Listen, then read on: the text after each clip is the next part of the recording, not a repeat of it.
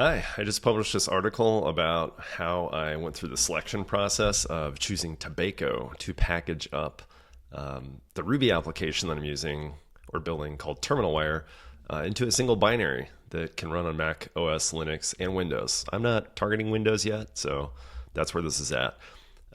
This video is a different format. It's just going to be a read along. It's kind of easy to put it on in the background and just kind of listen to the post and hear the story behind it if the text isn't speaking to you. All right, so let's jump into it. Usually whenever I start building something new, it's just a server. So that's kind of easy. I'm very used to writing Ruby. I'm productive in Rails, and so I reach for that. Now, what's different about Terminal Wire is I have to distribute a client to users. So I have to distribute installed software that people can put on their machines. Now, of course, since I was building a prototype and I didn't have time to think through distributing binaries and everything that comes with that, my initial approach was, hey, I'm just going to distribute this as a gem. People can run gem install Terminal Wire on their workstations and everything's going to be great, right? No. I knew that going into it, but I wanted to actually see people try to install Terminal Wire on the machines to confirm that this was an issue before I had to set off on this research. And there's actually so much involved in the research, just based on I want to say the past 15 to 20 years of solutions for this, that I decided to cover that first. So this is going to be the first article of many articles about how to package up Ruby into binaries. And this one's just going to cover kind of how I selected Tobacco and all of the things that I had to see along the way, or all the existing projects that are already out there, that have been out there for decades. All right, so a good story always starts with the problem. And in this case, I'm working with a company called Terminal, not to be confused with Terminal Wire. And I'll open that link up here so you can see it. They use Terminal Wire for their command line so that they could ship a developer SDK very quickly. And that's out now in production. So you can actually use Terminal Wire with Terminal. You can do that today. And I highly recommend buying one of these displays. They're pretty awesome. I have a few. And they're actually blowing up at this point. So if you try to order these, they're now on back order, but you should definitely get on their list. They're a lot of fun to play with. Anyway, this message came out within 5 minutes in Discord after my wishful thinking that somebody could just run gem install, and it was kind of a disaster, as expected. If you're running Ubuntu, as this person was, they had to install Ruby, and to do that, you need sudo, which is kind of a crazy ask for people installing software in a system. And not only that, they finally got Ruby installed, but it was Ruby 3.0, as we can see from this screenshot here, which is an ancient version of Ruby. And of course, none of the gems would install on that I needed to use for the application. So I confirmed what I knew all along. I needed to figure out how to get Terminal Wire running on people's machines without them having to install Ruby or any of the dependencies with it. All right, and of course I set off on a pretty big research project, and this was last year in December, towards the end of the year. And the first thing I thought of, because I'd seen this project 15 years ago, it's been a while, maybe 10 years, I don't remember exactly, but it's been around for a while. The project is called Traveling Ruby, and I believe Fusion Passenger was initially behind this project. I'm not sure what their motivations were, but the GitHub repo is still out there, and I discovered that the distribution that Fusion has is woefully out of date. But there was a fork that somebody kept up to date for their project. So of course I look into that fork and I'm like, damn it, I'm going to get this thing running. So I did. I forked the fork and I tried to get my stuff up and running on there, but it turned out to be pretty cumbersome. There was a lot of code was kind of caught up in some of these scripts, if you will. There were these rake tasks in these different folders that just ended up being very awkward to try to add a gem to it. So you can see we have all these shell scripts. There's these scripts that package gems. That does some kind of crazy stuff with a bundler file. The long and short of it is this worked and I had it running, but it just felt like a Rube Goldberg machine and it felt pretty brittle. I do think that if somebody who is sufficiently motivated came along and put some more time and effort into this, and U54F was willing to work with them, something pretty decent could come out of this. But since I was just doing kind of research at the time, I got it building. I was happy with that. But I wanted to try some other things because it felt like updating it was going to be a bit of a bear. And a lot of that came down to the native gems. So I needed to distribute, or I need to distribute some of the async gems, which have some dependencies that just weren't working with this build pipeline. So native gems were a bit cumbersome. I did figure out there are some ways to make that easier, but I just had to move on. So another thing that came up, I think I tweeted a question about this, was Ruby Packer. I had heard of this in the past. I never gave it as close of a look as Traveling Ruby. I just never really had a need for it at the time. Anyway, I looked at it, and if we do a quick look at the GitHub page here, we'll see a lot of things going on. Like the latest commit was 5 years ago. There's 100 issues. There's a few pull requests. And then, of course, all these badges, no status. It's obviously a project that's not being maintained. It did look promising, though. Like at the time, we can see that it was trying to target Windows, Mac OS, and Linux. So that's pretty cool. It's, of course, a very hard problem to solve. But the happy thing that I ran into was Ruby Packer replacement maintain, this issue at the top. And somebody posted a link here to Tobacco. There's another project that somebody mentioned, Ibeca, that provides Windows packaging. I didn't look at that. My initial target for kind of this release of TerminalWire is Ubuntu, Alpine, and Mac OS. So this is the first time I'd heard of Tobacco. I click into it. Things are looking pretty good here, right? I have recent commits, 307. There's actually not too many issues. And I've opened several issues in here and they were closed. Initially it was documentation issues. I went through the README. I found some things that either weren't quite kept up to date or there was some documentation that's missing. So I just made some edits and opened a PR. I do that for every project that I'm starting out with so that I can help the project out initially. And it also just helps the next person who comes along and needs to walk through the steps. So one small takeaway here is you can help others who are trying to get started if you just make PRs to the documentation if it doesn't check out. And I think the more important part is it also helps you kind of build a relationship within that community. It's like, hey, I care about this. I want you to have good onboarding docs. And it also just kind of gives you an idea of how active is this community behind this project.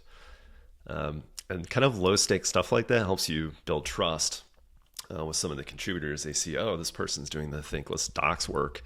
But it also gives you a sense of how quickly they'll look at an issue, triage it, and close it. So I had a few of those issues closed, and I was like overall pretty pleased with it. Let's get back to the post here. And another thing that's cool about Tobacco is that they have a project page. That seems like a little detail, but I think it's a good sign of just the quality of a project, right? Like they're going through the trouble to put this page up, to get a domain. There's obviously some commitment behind it, and they're keeping it up to date. And then you see some of the promises that they're making here. Actually, I shouldn't call them promises. These are more aspirations, right? Nobody's promising anything in open source, but we all have aspirations. So it's just good. It's like Tobacco is an ambitious project.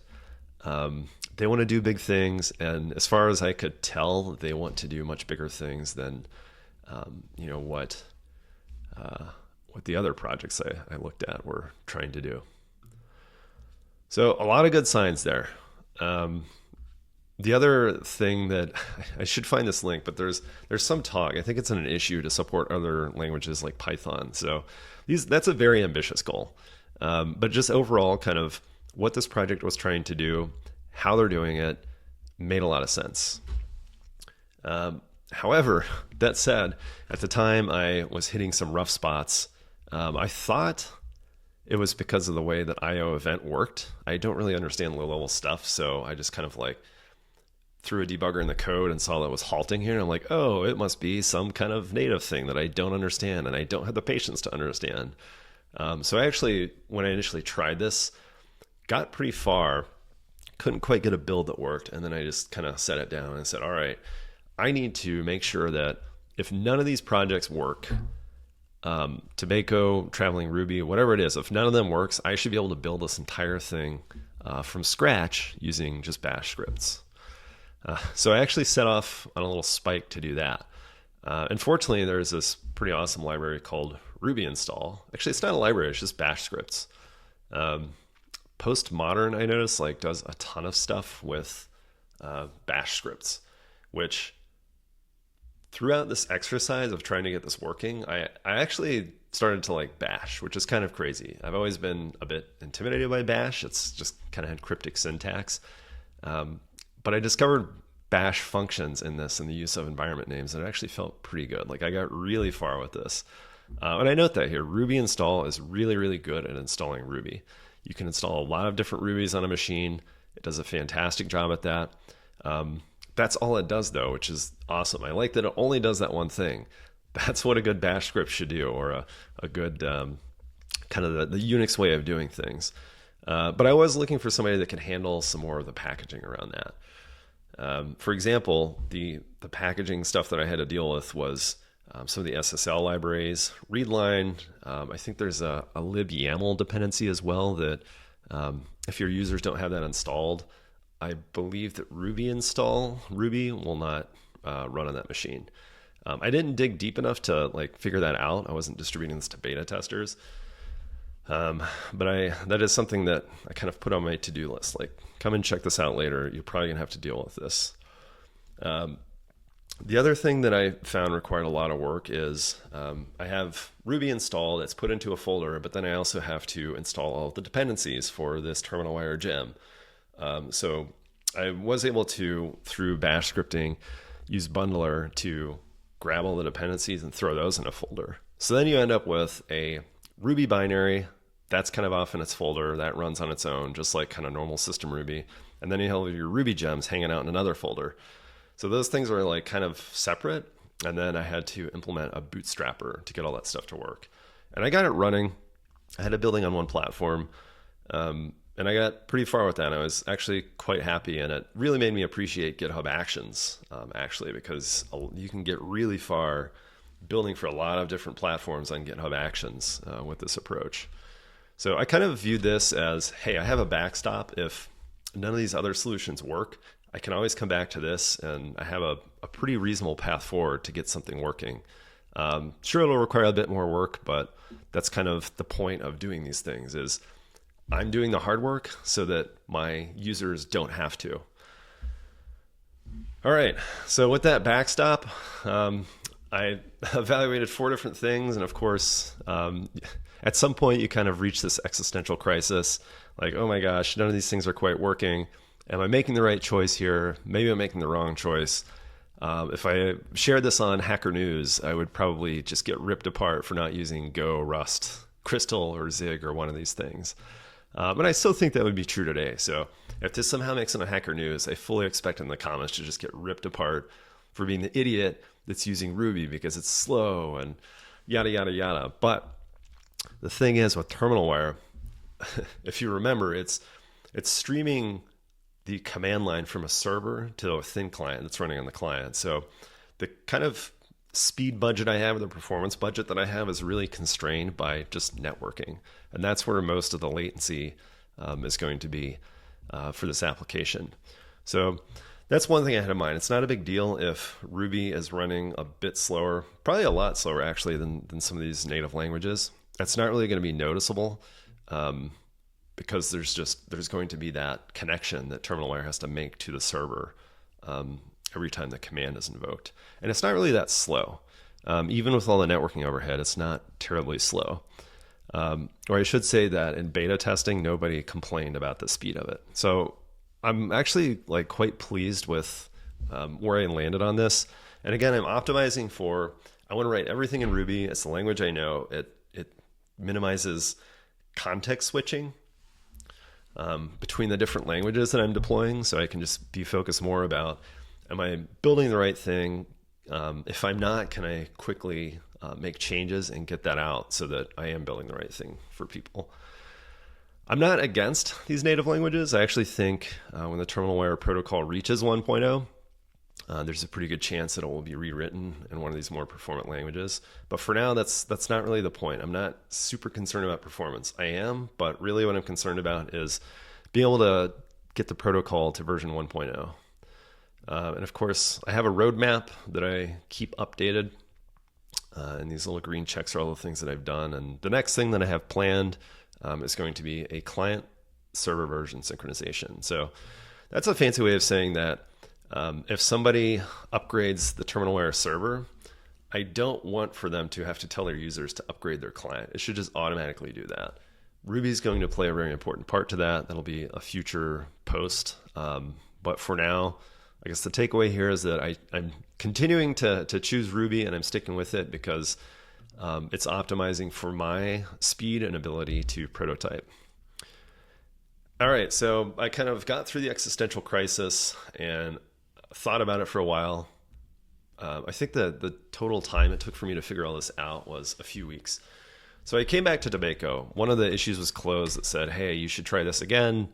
The maintainer said when I tried it, there were some issues with a homebrew library and the version of Tobacco I was running. So I kind of had a perfect storm where some dependencies I was trying to get running with Tobacco didn't quite work. So anyway, long story short, I tried it again, and I got a Tobacco binary running. It was pretty awesome. And it's awesome. I will tell you why, because everything else I tried before this, I just ended up with this folder with a bunch of different files in it. And as I described with kind of rolling my own bash scripty way of doing it, I had a folder that had all the Ruby stuff. I had a folder with my gems, and I had a bootstrapper. So there's just like a lot of files that there's an opportunity for like an antivirus software or something on a client machine to flag one of those, and then the whole thing breaks. Tobacco does a pretty cool thing. Again, I'm probably going to explain this wrong because I don't really understand low-level internals well enough for this. You can imagine whenever you're compiling Ruby, you end up with this binary. And that's where it ends, right? You end up with Ruby interpreter, and it's reading a file. Now, what Tobacco does, they have some patches to the Ruby compilation where they patch this file system in it called dwarf-fs. And what dwarf-fs lets you do is it lets you take all those folders and all those stuff that you would otherwise just be throwing on the file system, and it kind of puts it in this blob. Now, the blob is modeling a file system, and the blob that they're modeling is designed to run very fast in memory, and it's also compresses the files. So I take all of my gems, my application code, I throw all that stuff into this blob called dwarf-fs, and the Tobacco binary actually compiles dwarf-fs into Ruby. So what you end up with is whenever you invoke the Ruby interpreter, instead of loading a file from your file system, it actually initializes dwarf-fs and it reads a file from there, and that's what it starts executing. What really surprised me, though, was how small these binaries ended up being for TerminalWire. So I ended up with building for 4 different platforms, Mac OS, AMD 64, and Mac OS ARM 64, and then I have the same builds for Ubuntu. So we have 2 different processors and 2 different operating systems that it targets today. But it's amazing to me that these files weighed in at 15 megabytes. Like, sure, you can get much smaller binaries if you're compiling with Go. I forget what that is. I think single-digit megabytes. But still, like 15 megabytes is pretty impressive for loading all of Ruby and a bunch of gems and my application files. So if you need to distribute a single Ruby application, check out Tobacco. The community is pretty awesome in there, and they're doing some cool things. I'm in there like today closing issues. And the other thing that I kind of recommend is that whenever you do research like this, always test multiple solutions. Give yourself time. As I said before, like make little changes so that you can engage with the community and help them out. And really just kind of learn like how are they working? Get to know some people, build trust that you'll need for a project to work longer term. As I said before, this is the first post in many. This is kind of the research post. Whenever I started talking about writing articles for this, a lot of people brought up Traveling Ruby, Ruby Packer. Those were all kind of these memories that I had, and I wasn't sure if they worked. So the whole point of this article is, yes, those projects are out there. They could use a lot of work, but there's this new project called Tobacco, and if all those projects disappear, you could probably do it manually pretty easy, and GitHub Actions will actually take you pretty far there. And of course, on all my posts at the end, if you want to support this, just check out TerminalWire, try it in your Rails applications today.